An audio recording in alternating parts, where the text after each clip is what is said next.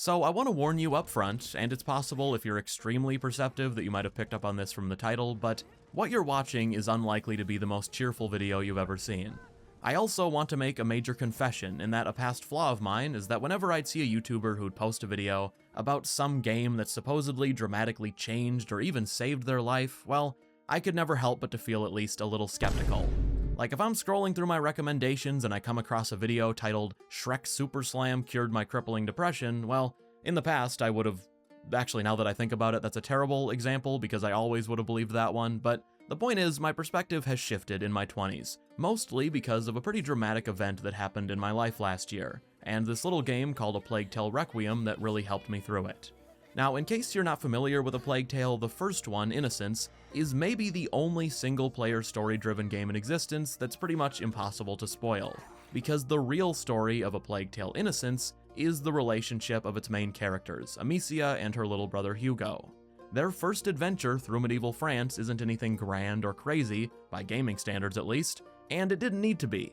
They're just two siblings who barely know each other because they were kept apart, that are unexpectedly forced to survive on their own in a world plagued by disease and a ton of rats.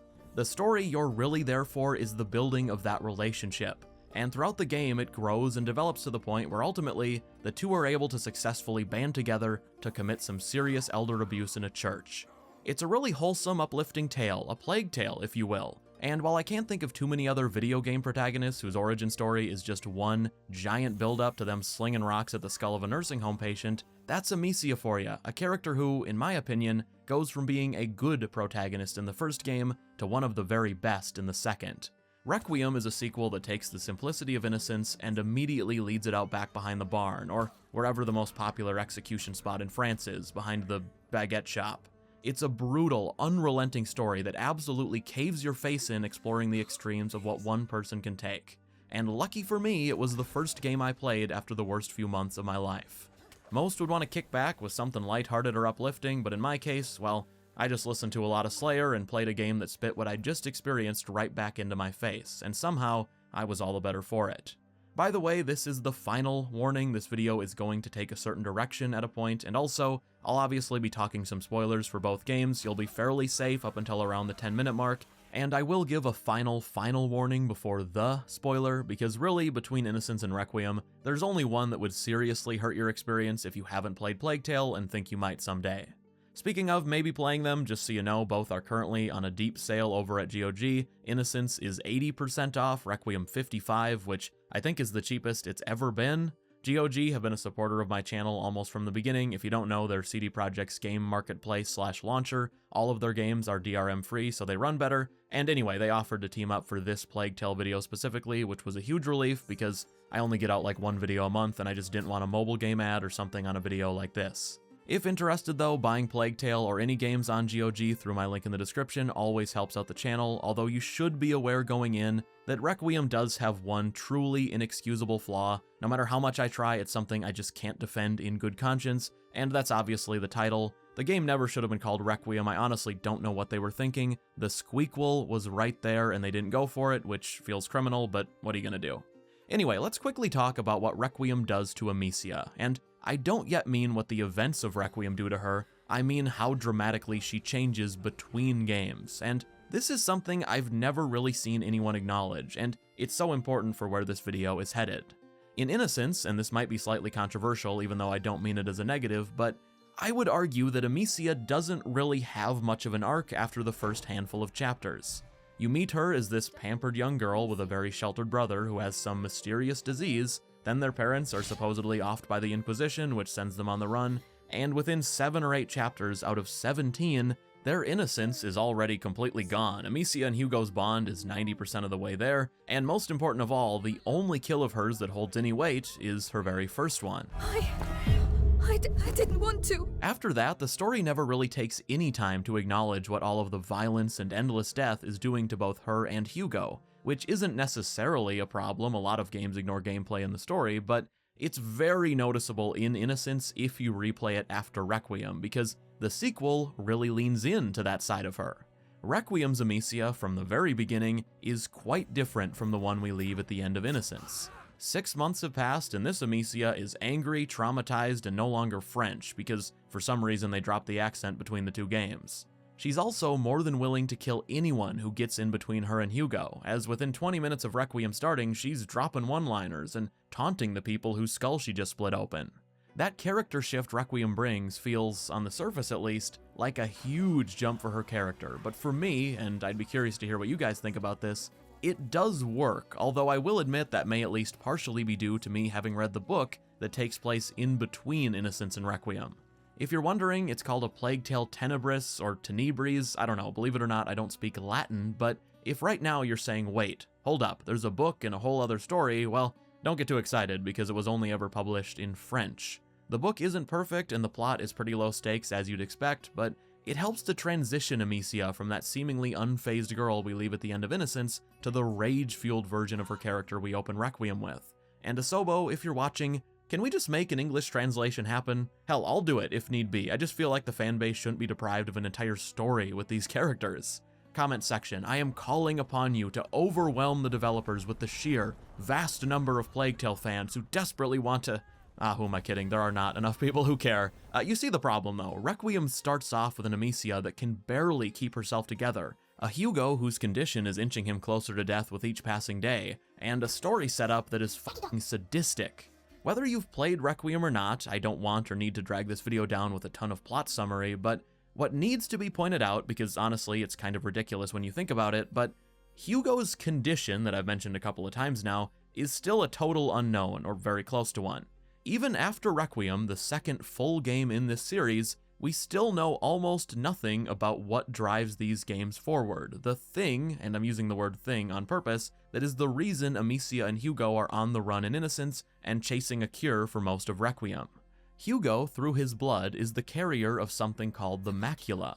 The macula is the primary cause of the plague. Hugo's presence is what draws the rats, and as this macula, which feeds on Hugo's emotion, progresses, so does the destruction that follows Hugo wherever he goes, and so does the macula's grip on him. This grip manifests in Hugo having increased power over the plague rats, but it takes a major toll and seems to make him more and more emotionally unstable, which is no good because every outburst means this blood curse or parasite or manifestation of pure evil or whatever the hell it is gets to take a huge step forward towards the next threshold, which aren't really explained, but just think of them as stages of a terminal disease. Anyway, while earlier I said that Hugo's condition was inching him closer to death, well, I lied, because the final threshold is less death and more complete takeover, so worse than death. That's about the extent of what we know, though, and keep in mind that what I just tried my absolute best but still probably failed to coherently put together is not something either Plague Tale game tells you, not really. You get bits and pieces of explanation scattered here and there, mostly in Innocence, but what you might have noticed is that none of what I just said has anything to do with what the macula actually is or where it comes from. And to be completely honest, I don't think the writers know, at least not yet, because a Plague Tale Requiem story kind of pulls a Witcher 3. What I mean by that is, well, The Witcher 3 is my favorite game of all time, but it's also a game that looked at what The Witcher 2 set up and decided that anything too inconvenient was just getting thrown out or, at best, hand-waved away with half a sentence, all for the sake of the third game just being able to do its own thing without unwanted baggage. That doesn't make Witcher 3 any less of an amazing experience, in my eyes at least, but it's just the reality, and Requiem has a very similar thing going on. If you didn't know, the first game was dramatically changed right before launch. Asobo held a little mock review for Innocence, and due to some negative feedback, the game was delayed 9 months so they could rewrite certain chapters and rework the story they had. The end result, for my money, was fantastic, but what I'm getting at is that Innocence's plot was changing up until the last minute, and it's the actions of Requiem that make that a lot more noticeable, because the second half of Innocence spends a ton of time directly setting up the mystery of the macula's origins. There's one chapter in particular that is filled with moments where Amicia may as well have turned around and looked directly into the camera to say, hey, if enough of you buy this game and we get a sequel, we might just fuck around and actually answer some of these questions, except, well, she would have said it with a French accent. Requiem had other ideas though, because the conversation around the macula takes what is admittedly a pretty natural turn because of how well it's written, from what is this thing and how do we stop it to, oh my god, we need to save Hugo, all other questions can wait. It completely works for the story Requiem tells because Hugo's situation escalates more quickly than expected, but it's an obvious shift in direction coming off of Innocence, and it's one that's so noticeable when you play them back to back. And if the series does continue, which I'll have my thoughts on here shortly, but I hope Asobo answers some of the already established questions a little more directly. There were plenty of opportunities in Requiem, but I get the feeling that they just didn't want to deal with it because they had a vision in mind for Amicia and Hugo, a great vision, I might add, but one that maybe didn't fully match where Innocence left things. Hell, one of the much easier examples to illustrate of exactly that is with one of the leftover side characters. Spoiler here, not the big one, although let's just make this the final warning because we're about 60 seconds away from the spoiler and where I get to the reason this video was made, but anyway, at the end of Innocence, Hugo and Amicia's mom is still alive and on the road with them, as her death was a fake-out. I remember thinking, man, what are they even going to do with her in the next game? And as it turned out, the answer was, well, nothing, really. They just get rid of her twice, once via runaway boat and once via knife to the throat. She's kind of awkwardly written out of the story very quickly in the early chapters, and then when she does come back much later, she near instantly dies in a way that sure does propel the story forward by setting off Hugo, but that could have been accomplished in about 100 different ways. In fact, it is accomplished in about 100 different ways. Killing off the mom was just obvious spring cleaning for Requiem, a loose end that had to be addressed because they needed to get to the point where Hugo truly felt alone, a requirement for where Requiem's story ends. What I'm trying to say is that overall, I just think Requiem is a better game on its own 2 feet than it is as a question-answering follow-up to Innocence. It really does remind me of Witcher 2 and 3, in that I absolutely adore both games, but the transition between the two is a little clumsy. In any case, I think it's about time I get to the real reason I made this video. To be honest, I'm kind of looking at this as my only opportunity to talk about the first 2 Plague Tale games, so I wanted to get it all out, but I wouldn't have been so determined to make this video if it weren't for the way Requiem ends, the near-perfect build-up to that ending, and the personal way it connected with me. I've never really talked about this, or really myself on this channel before, but when I started this channel at the end of 2021, 2 years ago now, I had a sister. My sister was about 10 years older than me, and when we were growing up, we were very close, until I was about 7, at which point we were separated not by choice, because if you didn't know, and apologies to any 6-year-olds watching who maybe had big plans for next year, but you don't have much control over anything when you're 7. Anyway, minus the rats, plague, and French people, you might already notice some similarities with where this is headed, but thankfully, when I was in my early teens and my sister was well into adulthood, we were able to reconnect at a time when, by that point, it was just my sister and I left as far as immediate family in our lives go. I know, boo-hoo, everybody has their challenges in life, but it worked out. That was enough family for me and my sister, or my sister and I for you grammar assholes.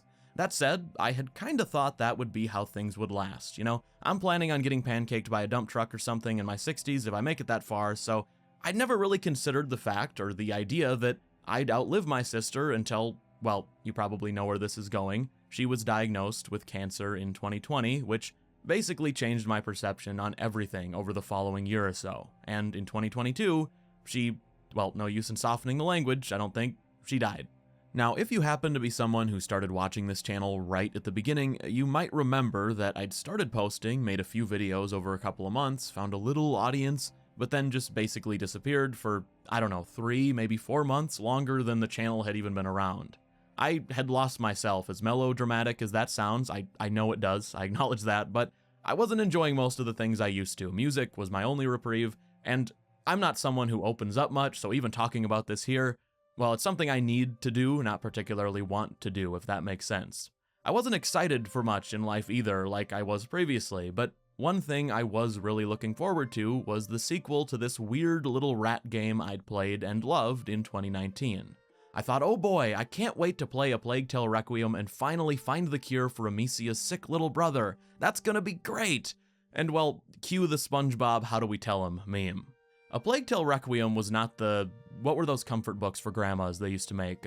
Something like Chicken Soup for the Soul, or Chicken Soup for the Grieving Soul, or whatever. Point is, a Plague Tale Requiem was not that. It was rat poison for the soul, but in a good way, you know, the good kind of ingestible rat poison. And now that I say that, if those 6-year-olds mentioned a minute ago are still watching, let me be clear, there is no good kind of ingestible rat poison.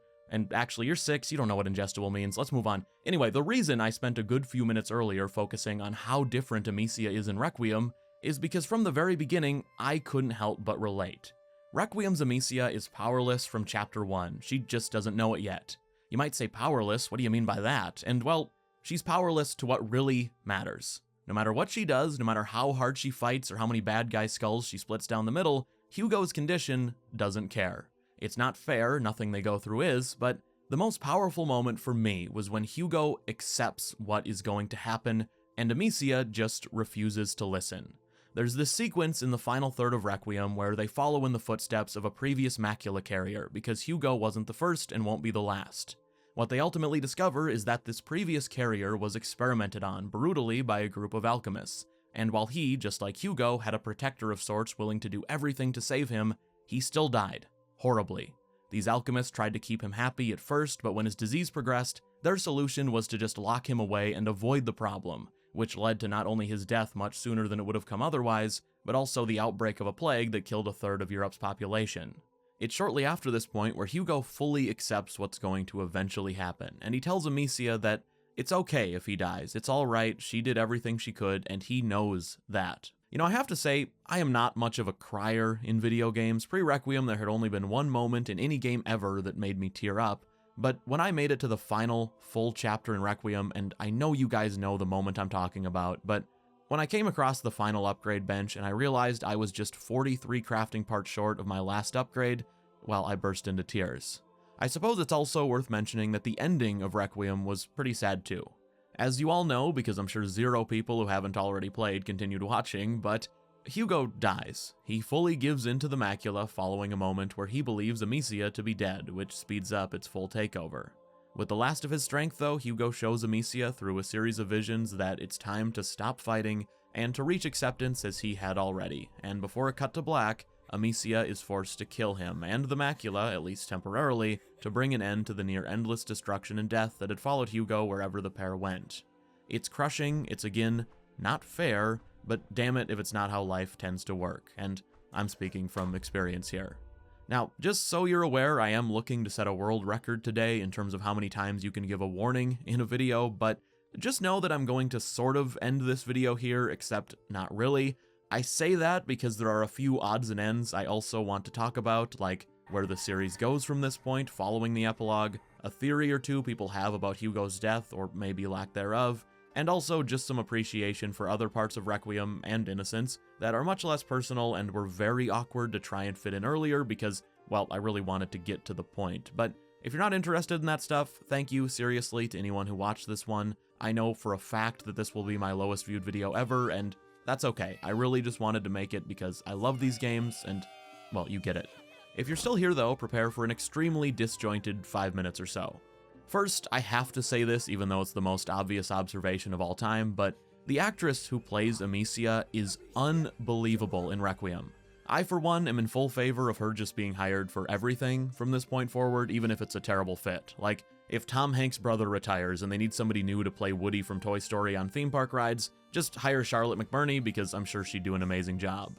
On the topic of amazing jobs, the soundtracks to both of these games are beyond perfection. I mean, look at my vinyl collection, it's all metal plus Oingo Boingo, yet I find myself listening to both Innocence and Requiem soundtracks all the time.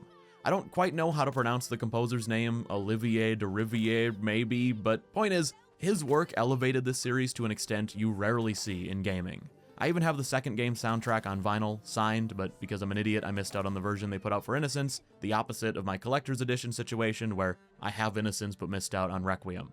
It's also worth mentioning that you might be a little angry at me for having completely neglected the side characters in this video, but I promise it was only to keep things sort of on track. For my taste at least, Asobo's biggest improvement between Innocence and Requiem was what they did with the secondary characters.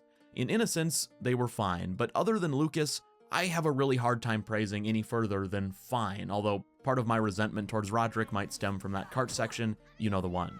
In Requiem though, they stepped it up big time. I specifically remember that when Sophia the pirate lady was introduced, or I should say reintroduced, I had an immediate negative reaction, and hear me out. I'm talking about the moment when you've reached Lacuna, the island where Amicia and Hugo are seeking a cure, and after spending the night in the castle, you're set loose for the only semi-open world section of the game. You've already briefly met Sophia by that point, it's her boat that's used to get to the island, but this level I'm talking about starts out with just Amicia and Hugo, which, I was all for because you hardly get any of that in Requiem. 5 minutes into the level though, when you go out the front gate, oh, there's Sophia, and oh, she's joining us, and I remember thinking, damn it, because I wanted just the duo for a level. But then, what I wanted didn't matter anymore, because Sophia completely won me over, and by the end of the chapter, I actively didn't want her to leave the group. For every single chapter afterwards, I kept waiting for the moment they'd sideline her with an injury or something, but then that just didn't happen, at least not until 10 minutes before the game ended. Arno was also very solid, his death hit way harder than any from Innocence, and Lucas as a character was even better in the sequel, although, like the mom, he gets written out for most of the game. For the record, and I probably should have said this earlier just to avoid all of the actually comments, but I do know that Lucas can kill Hugo if you take too long, although personally, I really dislike that outcome. I don't mind that it exists, but it feels very wrong to me after Hugo uses his final moments to show Amicia what she needs to do and that it's time to let go, to move on. Lucas going ahead and shooting him after that just does not sit right with me, and of course, that also leads to Amicia cutting him out of her life in the epilogue, and, well, let's talk about the epilogue, which I would describe as being beautiful, but calculated. The epilogue of Requiem feels like it was written very carefully to not put Asobo in an awkward situation regardless of how the game sold or was received, because it set everything up while setting nothing up. It allows for them to go in several different directions, maybe multiple at once, or to just do nothing without this series feeling unfinished if it does stop here. In the case that Requiem does end up being the end, then the little setups here and there fully work as just thematic closure. Amicia has a new purpose, setting the path for a future carrier and protector, and the post-credit reveal where you hear the sounds of a modern-ish hospital room and see that a new infant has become the macula carrier, well, that can work as proof that the macula will always live on, that there will forever be a new carrier regardless of what is done. And by the way, that's what Asobo have said that very last scene means, although to be honest, I don't fully buy it. Just like several moments from the actual epilogue, that post-credit scene feels more to me like a we don't know what we're going to do next yet, so let's just throw this out there at the very end and see how people respond. If Requiem is a runaway hit and what people desperately want is more of Amicia and the supporting cast, well, the door hasn't been slammed shut. If a lot of fans seem open to the idea of a modern Plague Tale, well, maybe we'll just give them that with our new characters following the path set by Amicia. And if the game just doesn't live up to sales expectations, or we just feel like doing something else, we being Asobo in this case, by the way, I'm speaking from the perspective of an Asobo developer, well, that is fine too. And the fact of the matter is, all of those things are true. Asobo can do whatever they want, and I don't think any option would feel overly forced because of the way the epilogue plays out. I'd love to hear what you guys think, but personally, I'm up for anything. If it ends here, I am fully at peace with that, and of the other options, well, I trust Asobo to not ruin the ending of Requiem. Speaking of, you may have heard of a certain theory regarding the death of Hugo. It's been floated around quite a lot in the very small Plague Tale community, and it's the theory that Hugo's death was an illusion, a fake-out. And to be fair, this theory is not based on nothing, so I don't want to write it off completely, even if I would prefer that it remains just a theory. Here's the evidence for it though. For one, before Amicia and Lucas enter the Nebula, which is the Macula's territory formed after Hugo gives in, Lucas says that, when inside the Nebula, all natural laws cease, and anything can happen because the Macula is in charge. By the way, quick aside, but that line is a perfect example of how Requiem treats the Macula compared to Innocence. In Innocence, everyone wants to know what it is and where it comes from, but no one does know. And then in Requiem, you just have a bunch of characters like Lucas and Vaudin, the alchemist they take Hugo to in the beginning, and even the mom that talk about the macula in a way that tells you they clearly know so much more than you do, but then the game never gives you any of that information, which again, is another reason I think the writers just didn't want to deal with it in Requiem. Anyway, I'm getting distracted. Further supporting evidence for the theory, and using air quotes there with evidence, is that all of Amicia's time in this nebula is an illusion, where Hugo is helping Amicia come to terms with what needs to happen. And there's only about 90 seconds afterwards that's supposedly fully real, which is when Amicia wakes up, walks over, and kills Hugo. The idea is, well, how do we know for a fact that that minute and a half was real and not a trick of the macula? And I suppose you could extend that to, how do we even know the prior vision was coming from Hugo? Although, I'm not going to entertain that part because retconning that would be horrible. What's more though, and this is why I'm not going to laugh at this theory or talk down on it, because I've seen theories that are far more of a stretch turn into reality, but When you approach Hugo to kill him, you can see, clear as day, that he's wearing completely different clothes to what he had right before when he let the macula take him. There is no good explanation for that. If you don't remember, he's on the boat and thinks Amicia has been killed, which leads to an emotional overload, speeding up the macula's takeover to the final threshold. Then Amicia wakes up on the shore and immediately starts making her way over to him. There's no big time skip or anything like that, so is the change of clothes a developer oversight? I mean, maybe. Is it just a way to show the player how rough Hugo's condition is from a distance because his other outfit would have covered some of the damage? Also, maybe, but it's a really weird choice to do something like that during such a pivotal moment that you know they knew was going to be looked at really closely. Finally, and this is the obvious part, or sort of two parts, but you never see a body or even what happens. You wind up the swing and snap, cut to black. There is no telling what Lucas and Amicia immediately saw after. I mean, did Hugo and this entire corrupted world of the macula turn to dust, or did they retrieve Hugo and bury him, or what?